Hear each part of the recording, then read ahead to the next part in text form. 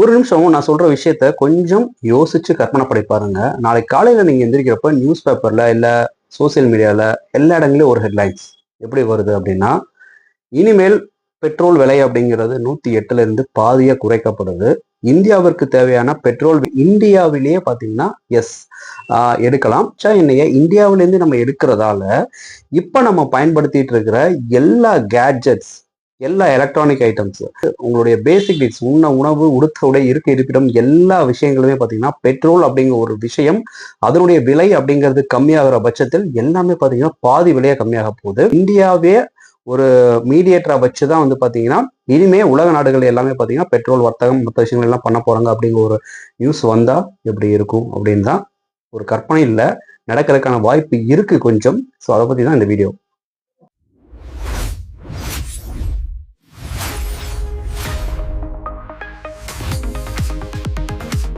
நாம டெய்லியும் யூஸ் பண்ற இந்த பெட்ரோலு, டீசலு, எண்ணெய், விமான எரிபொருள், அப்புறம் பிளாஸ்டிக், அப்புறம் வந்து பாத்தீங்கன்னா இந்த ரசாயன பொருட்கள், இவை அனைத்துக்குமே அடிப்படையான விஷயம் எது பாத்தீங்கன்னா க்ரூட் ஆயில். இந்த க்ரூட் ஆயிலை பேஸ் பண்ணி தான் உலக வர்த்தகமே பாத்தீங்கன்னா இயங்குது. ஸோ இந்த க்ரூட் ஆயில் அப்படிங்கிறது ஒரு பிரச்சனையா வந்துட்டு இருக்குது உலகத்தை பொறுத்த வரைக்கும், இந்தியாவை பொறுத்த வரைக்கும், எல்லா மிகப்பெரிய கண்ட்ரிஸை பொறுத்த வரைக்கும். ஸோ இந்தியாவுக்கு தேவையான எண்ணெயில பெரும்பாலான பகுதியை பாத்தீங்கன்னா நம்ம வெளிநாடுகள்ல இருந்து தான் வந்து இப்போ வரைக்குமே வாங்கிட்டு இருக்கோம். அதாவது நமக்கு தேவைப்படக்கூடிய இந்த எண்ணெயுடைய மிகப்பெரிய இறக்குமதி அப்படிங்கிறது பாத்தீங்கன்னா மிடில் ஈஸ்ட் கண்ட்ரிஸை வந்துட்டு பேஸ் பண்ணி இருக்கு.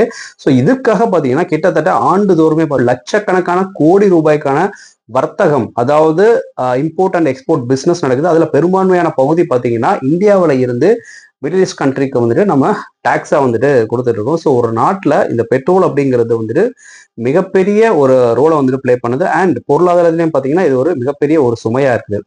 ஸோ இந்த சோர்ஸ் இப்போ இந்தியாவிலே கண்டுபிடிக்கப்பட்ட சமீப காலமா அந்தமான் மற்றும் நிக்கோபார் இந்த பகுதிகளில் இருக்கக்கூடிய இந்த கடல் பகுதியில ஒரு மிகப்பெரிய ஹைட்ரோ கார்பன் வளங்கள் இருக்கிறதுக்கான வாய்ப்புகள் இருக்கு. இந்த ஹைட்ரோ கார்பனை பேஸ் பண்ணி தான் கடல்ல வந்து அந்த க்ரூட் ஆயில் அப்படிங்கிறது போய்க்கும். சும்மா உங்களுக்கு புரியுற மாதிரி சொல்றோம்னா, கடல் வந்துட்டு பாத்தீங்கன்னா உலகத்துல நிலங்களை விட வந்துட்டு ஜாஸ்தி இருக்கு. அப்படி இருக்கப்போ இந்த கடலுடைய வரலாறு நம்ம வந்து கொஞ்சம் படிச்சு பார்த்தா அது மிகப்பெரிய லெவல்ல இருக்கும். இன்னுமே கடல்ல வந்துட்டு நம்ம பார்க்க முடியாத, நம்ம கேள்விப்படாத டிஃப்ரெண்ட் டைப்ஸ் ஆஃப் இந்த உயிரினங்கள்னு சொல்லுவோம் இல்லையா? ஸோ அது மட்டும் அதெல்லாம் இருக்கு, தாவரங்கள் இருக்கு, நுண்ணுயிர்கள் இருக்கு. ஸோ நிலத்துல சாகரத்தை உயிரினங்கள்லாம் நம்ம என்ன பண்றோம் அப்படின்னா வந்துட்டு புதைச்சிடறோம், இல்லாட்டி எரிச்சிடறோம். பட் கடல்ல இருக்கிறத வந்துட்டு என்ன பண்ண முடியும்? அது எல்லாமே செத்து அங்கேயே வந்துட்டு இருந்துரும் இல்லையா? ஸோ இதுங்க பாத்தீங்கன்னா வருஷ கணக்குல, ஆண்டு கணக்குல, நூற்றாண்டுகள் கணக்கா அங்கேயே இருக்கிறப்போ அதனுடைய அந்த புதைப்படிமங்கள் எல்லாமே சேர்ந்துதான் வந்து பாத்தீங்கன்னா இந்த க்ரூட் ஆயில் அப்படிங்கிற ஒரு ஆயில இயற்கையாவே பாத்தீங்கன்னா அங்க வந்துட்டு ப்ரொடியூஸ் பண்ணுது. ஸோ அங்க இருந்து அந்த க்ரூட் ஆயில வந்துட்டு எண்ணெய் கிணறு அப்படின்னு சொல்லுவாங்க. ஸோ வந்துட்டு பைப் எல்லாம் போட்டு அங்க இருந்து வந்துட்டு எடுப்பாங்க. ஸோ அங்க இருந்து பிரித்தெடுக்கப்படக்கூடிய இந்த க்ரூட் ஆயில் தான் பாத்தீங்கன்னா பண்ணி வந்துட்டு கொடுக்குறாங்க. ஸோ இந்த பகுதிகள், அதாவது அந்தமான் நிக்கோபார் பகுதிகளில் பாத்தீங்கன்னா ஒரு மிகப்பெரிய ஆராய்ச்சி பாத்தீங்கன்னா இப்போ ரீசெண்டா நடந்துட்டு இருக்குது. ஸோ நடந்து முடிஞ்சதுல பாத்தீங்கன்னா ஓஎன்ஜிசி நிறுவனம் அப்படின்னு சொல்லுவாங்க, அதாவது oil and natural gas corporation, இதனுடைய தலைமையெல்லாம் வந்து பாத்தீங்கன்னா இந்த ஆராய்ச்சி நடந்திருக்கு. ஸோ இந்த நிறுவனம் பாத்தீங்கன்னா பல வருஷமா கடலுக்கு அடியில் இருக்கக்கூடிய இந்த எண்ணெய் மற்றும் இயற்கை எரிவாயு வளங்களை எல்லாத்தையுமே பாத்தீங்கன்னா கண்டறியறதுக்கான முயற்சிகளை ஈடுபட்டு இருக்கு. அதுவும் இந்தியாவில் வந்துட்டு இதுக்கான சோர்சஸ் இருக்கு அப்படின்னு சொல்லி தேடிட்டே இருந்தாங்க.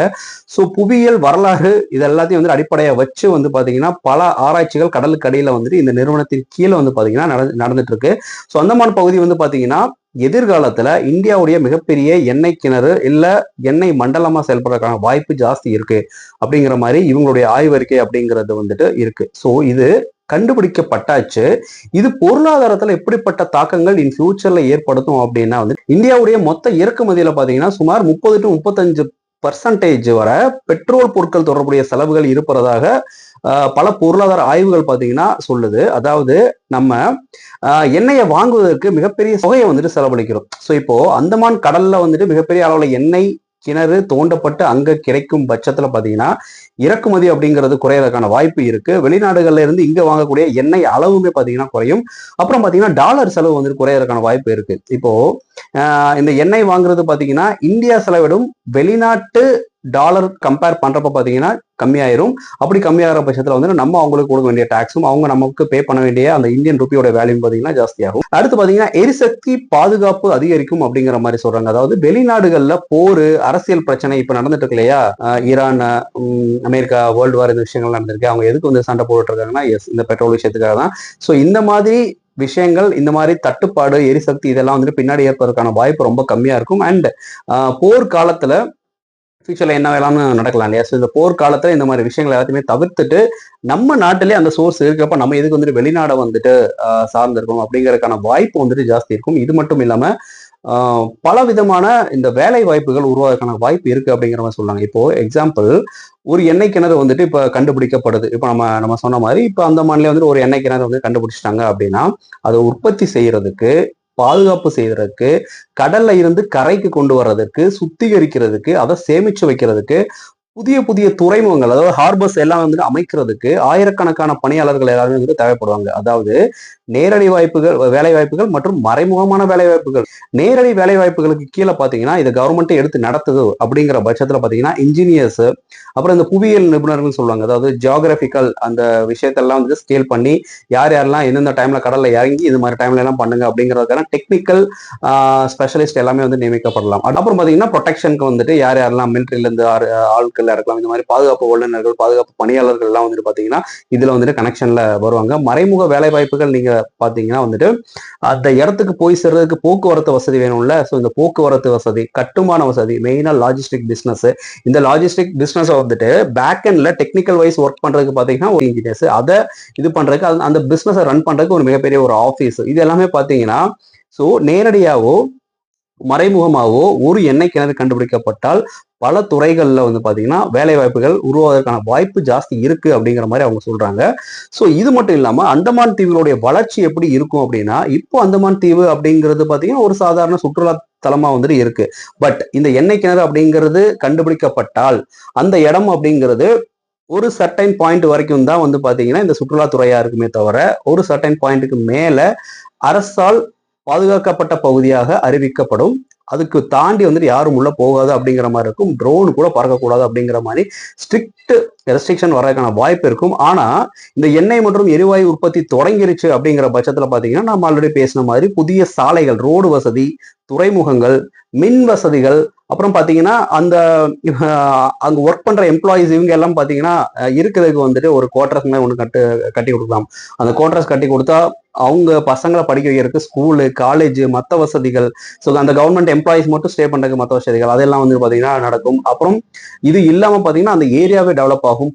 புதுமான அந்த தொழில்துறை கட்டமைப்புகள், கட்டுமான துறைகள் எல்லாமே பாத்தீங்கன்னா அதை சுத்தி ஃபுல்லா வந்துட்டு பொருளாதார வளர்ச்சி அப்படிங்கிற பட்சத்துல வந்துட்டு பயங்கரமா வரும். அண்ட் வேலை வாய்ப்புகளுமே பாத்தீங்கன்னா புதுசா இருக்கும். இது எல்லாமே பாத்தீங்கன்னா பாசிட்டிவ் சைடு. சில சேலஞ்சஸ் இருக்கு. என்னென்ன சேலஞ்சஸ் அப்படின்னா வந்து என்ன இருக்குது அப்படிங்கிறது வேற, எடுக்கிறது அப்படிங்கிறது வேற. கடலுக்கு அடியில வந்துட்டு என்ன இருக்கிறது அப்படிங்கிறது கண்டுபிடிச்சா மட்டும் போதாது, அதை எவ்வளவு எடுக்க முடியும், எவ்வளவு செலவாகும், எவ்வளவு காலத்துக்கு எடுக்க முடியும், இதை கால்குலேட் பண்றப்போ பார்த்து பாத்தீங்கன்னா அது இந்த வணிக ரீதியில பார்த்து பாத்தீங்கன்னா இந்தியாவுக்கு லாபகரமா இருக்குமா, அங்க இருக்கிற மக்களுக்கு லாபகரமா இருக்குமா, இம்போர்ட் எக்ஸ்போர்ட் பண்றப்போ வந்து டாக்ஸஸ் எவ்வளவு ஃபிக்ஸ் பண்ணலாம், நிறைய விஷயங்கள் இருக்கு. ஸோ இது பாத்தீங்கன்னா பல இடங்கள்ல எண்ணெய் கிணறுகள் இருந்தாலுமே பாத்தீங்கன்னா கண்டுபிடிக்கப்பட்டாலுமே பாத்தீங்கன்னா எடுக்கிறதுக்கான செலவு, எடுத்து வந்துட்டு அதை லாபகரமா வந்துட்டு விற்க முடியுமா அப்படின்னு கேட்டீங்கன்னா லாபகரமா வராது. அப்படிங்கிற பட்சத்துல பாத்தீங்கன்னா நிறைய இடங்கள்ல இருந்தும் அதை வந்துட்டு கண்டுக்காம இல்லை வந்துட்டு அதற்கான வாய்ப்புகளை வந்துட்டு உருவாக்காமையே இருக்குது அரசாங்கம். இப்போ இது மட்டும் இல்லாம சுற்றுச்சூழலை பொறுத்த வரைக்கும் அந்தமான பகுதிகளில் உலகின் மிக முக்கியமான ஒரு உயிரியல் பகுதியாகவும் பாத்தீங்கன்னா கருதப்படுகிறது. இப்போ நீங்க போனீங்கன்னா சில டிஃப்ரெண்டான உயிரினங்கள் எல்லாமே வந்து நீங்க பார்க்கலாம். அது பேரு கூட வந்துட்டு என்னன்னு தெரியாது, நிறைய பேர் பார்த்தவங்க சொல்றாங்க. அது இல்லாம கடல்ல போனீங்கன்னு வச்சுக்கோங்க, அதே மாதிரி நிறைய உயிரினங்கள் பார்க்கலாம். பவளப்பாறைகள், கடல் உயிரினங்கள், அரிய தாவரங்கள், இயற்கை சூழல், இவை எல்லாமே பாத்தீங்கன்னா அங்க அதிகமா இருக்குது. சாதாரணமா கிடையாது, அளவுக்கு அதிகமா வந்துட்டு அங்க இருக்கு. ஸோ எண்ணெய் கசிவு அப்படிங்கிற ஒரு சின்ன விபத்து ஏற்பட்டா கூட அது டேஞ்சர் தான். ஸோ அது பாத்தீங்கன்னா சுற்றுச்சூழலை கம்ப்ளீட்டா வந்து பார்த்து பாதிக்கும். அது பாதிக்கிற பட்சத்துல அங்க இருக்கக்கூடிய மக்களுடைய வாழ்வாதாரம், அப்புறம் ஃபேமிலிஸ், குழந்தைங்க, இந்த மாதிரி ஏகப்பட்ட விஷயத்த வந்து பாத்தீங்கன்னா பாதிக்கும். நம்ம சும்மா வந்துட்டு ஊர்ல ஒரு கம்பெனி ஸ்டார்ட் பண்ணி அங்க வந்துட்டு காத்துல ஏதோ ஒரு விஷவாயு இந்த மாதிரி கலந்தாலே வந்துட்டு பெரிய விஷயம் வருது. இதுல கடல்ல போயிட்டு இந்த மாதிரி விஷயம்லாம் நடந்தா அது எவ்வளவு பெரிய ஒரு டேஞ்சரா இருக்கும் அப்படிங்கிறத கொஞ்சம் யோசிச்சு பாருங்க. இமேஜின் பண்ணாலே கொஞ்சம் வந்துட்டு தலைகால்லாம் சுத்துது. இது இல்லாம கடல்ல ஓட்ட போட்டு போறது அப்படிங்கிறது வந்துட்டு கொஞ்சம் சிரமமான விஷயம். எஸ், ப்ராக்டிகலி பாசிபிலிட்டிஸ் இருக்கு. பட் இந்த டீப் சி ட்ரில்லிங் அப்படிங்கிறது வந்துட்டு சாதாரண விஷயம் கிடையாது. கடலுடைய ஆழத்துல ஆயிரக்கணக்கான மீட்டர் வந்துட்டு பாத்தீங்கன்னா கீழே போகணும். கீழே இருக்கக்கூடிய இந்த எண்ணெய் கிணத்தை வந்துட்டு தேடி ஃபர்ஸ்ட் போகணும். அதுக்கு டெக்னிக்கல் வைஸ் டெக்னாலஜி இந்தியாவில் இருக்குது அப்படின்னு கேட்டீங்கன்னா கிடையாது. அந்த டெக்னாலஜியை வந்து பாத்தீங்கன்னா நம்ம வெளிநாடுகள்ல இருந்து வெளிநாடுகளுடைய உதவியோட தான் வந்து நம்ம இங்க ட்ரில்லிங் கூட போட முடியும். ஸோ இதுக்கு பாத்தீங்கன்னா ஒரு மிகப்பெரிய முதலீடு தேவைப்படும், உயர் தொழில்நுட்பங்கள் வந்துட்டு தேவைப்படும், தொழில்நுட்ப வல்லுநர்கள் தேவைப்படும். அண்ட் இது எல்லாமே பாத்தீங்கன்னா நம்ம நாட்டில் கிடையாது அப்படிங்கிறது தான். ஒரு ஷார்ட் டேர்ம் கோலா வந்துட்டு நம்ம ஃபிக்ஸ் பண்ணி வந்துட்டு பண்ண முடியாது. ஒரு லாங் டேர்ம் கோலா தேவைப்பட்டால் நம்ம பண்றதுக்கான வாய்ப்பு வந்துட்டு இப்படி ஒரு சோர்ஸ் இருக்கு, அதை நம்ம யூட்டிலைஸ் பண்ணிக்கலாம் அப்படிங்கறத இப்ப நம்ம பேசலாம். இது இல்லாம பாத்தீங்கன்னா இன்னைக்கு 2026 ஒரு பேரல்னு சொல்லுவாங்க எண்ணெயுடைய அந்த குவான்டிட்டியை. ஒரு பேரல் எண்ணெய் எடுக்கிறதுக்கு சுமார் $40 to $50 வந்து பாத்தீங்கன்னா உலகத்துல வர்த்தகத்துல மிடில் ஈஸ்ட் இந்தியால வந்துட்டு பாத்தீங்கன்னா செலவாகுது. ஆனா உலக சந்தை விலை அப்படிங்கிறது அவங்க பிக்ஸ் பண்றது பாத்தீங்கன்னா $100 மேல வந்துட்டு ஃபிக்ஸ் பண்றாங்க. ஸோ அது பாத்தீங்கன்னா அவங்களுக்கு மிகப்பெரிய லாபகரமான திட்டமா இருக்கு. இதனாலதான் உலக நாடுகள் வந்து பாத்தீங்கன்னா புதிய எண்ணெய் வளங்களை வந்து ஏன் நம்ம நாட்டுல இருந்தே வந்து கண்டுபிடிக்கூடாது அப்படின்னு சொல்லிட்டு தேடுறாங்க. கிடைக்குது, கிடைச்சாலும் வந்து லாபகரமா ஃபிக்ஸ் பண்ண முடியாது அப்படின்னா அந்த திட்டத்தை அப்படியே வந்துட்டு கைவிட்டுறாங்க. சில இடங்கள்ல மட்டும் முதலீடு பண்ணலாம் அப்படிங்கிற மாதிரி வந்துட்டு இது பண்றாங்க. சில இடங்கள்ல நம்ம ஏன் வந்துட்டு அந்த ஒரு ரோட்டீன் விஷயத்த வந்துட்டு பாதிக்கணும், நம்ம வந்து மிடில் ஈஸ்ட்லயே வந்துட்டு நம்ம இருந்து எடுத்துக்கலாம் அப்படிங்கிற மாதிரி வந்துட்டு அவங்களே நம்பி இருக்காங்க. அதனாலதான் இந்த உலக போர் இந்த மாதிரி விஷயங்கள்லாம் பெட்ரோலுக்காக வந்துட்டு ஏற்படுது. ஸோ இப்ப நீங்க யோசிச்சு பாத்தீங்கன்னா இந்தியா அப்படிங்கிறது அடுத்த எண்ணெய் சக்தியா வர்றதுக்கான வாய்ப்பு இருக்கு அப்படிங்கிறது தான் இப்போ ஒரு மிகப்பெரிய விஷயமா இருக்கு. இப்போதைக்கு கிடையாது, ஆனா ஃபியூச்சர்ல வர்றதுக்கான வாய்ப்பு வந்துட்டு ரொம்ப ஜாஸ்தி இருக்கு. ஒரு எண்ணெய் வளம் வந்துட்டு கண்டுபிடிக்கப்படும் பட்சத்தில் அது வணிக ரீதியிலான எவ்வளவு பெரிய ஒரு வெற்றி அடையும் அப்படிங்கறத தான் இந்த வீடியோல நான் சொல்லியிருக்கேன். பல ஆண்டுகள் நீங்க காத்திருக்கணும் இந்த ஒரு விஷயம் சக்சஸ்ஃபுல்லா வந்துட்டு நடக்கிறதுக்கு. ஆனா உண்மையிலே வந்து பாத்தீங்கன்னா ஒரு மிகப்பெரிய விஷயம். அது நிரூபிக்கப்பட்டால் இந்தியாவுக்கு பாத்தீங்கன்னா ஒரு எரிசக்தி பாதுகாப்பில் ஒரு மிகப்பெரிய வரலாறு முக்கியத்துவம் வாய்ந்ததா வந்துட்டு இந்த விஷயம் இருக்கும். So end of the video வந்து நான் சொல்ற விஷயம் என்னன்னா, இந்த அந்தமான் பகுதியில் கண்டுபிடிக்கப்பட்ட இந்த புதிய கச்சா எண்ணெய் வளங்கள் அப்படிங்கிறது இந்தியாவுக்கு இறக்குமதி செலவை குறைக்கிறதுக்கு, வேலை வாய்ப்புகளை உருவாக்குறதுக்கு, புதிய கட்டமைப்புகளை உருவாக்குவதற்கு, எரிசக்தி பாதுகாப்பை வந்து பாத்தீங்கன்னா அதிகரிக்கிறதுக்கு உதவக்கூடிய மிகப்பெரிய வாய்ப்பா இருக்கிறது. ஆனாலும் இந்த சுற்றுச்சூழல் பாதுகாப்பு, தொழில்நுட்ப சவால்கள், முதலீட்டு செலவுகள் இவற்றையெல்லாம் சமாளிச்சாதான் வந்து பாத்தீங்கன்னா இது முழுமை பெறும். இந்த கண்டுபிடிப்பு இந்தியாவுடைய பொருளாதாரத்தினுடைய மிகப்பெரிய ஒரு என்ன சொல்றது ஒரு சோர்ஸா இருக்குமா, இல்ல இன்னும் பல வருஷங்கள் வந்து பாத்தீங்கன்னா இந்த விஷயத்த நம்ம பாக்குறதுக்கு, இல்ல நம்ம ஜென்ரேஷன் வந்து அடுத்தடுத்து இன்னொரு 100-200 வருஷத்துக்கு அப்புறம் தான் வந்து இது பாக்குறதுக்கான வாய்ப்பு இருக்கு அப்படிங்கிறத நீங்க என்ன நினைக்கிறீங்க அப்படிங்கிறத கமெண்ட் பாக்ஸ்ல பதிவு பண்ணுங்க. தேங்க்யூ டாடா, take care, bye bye, cheese.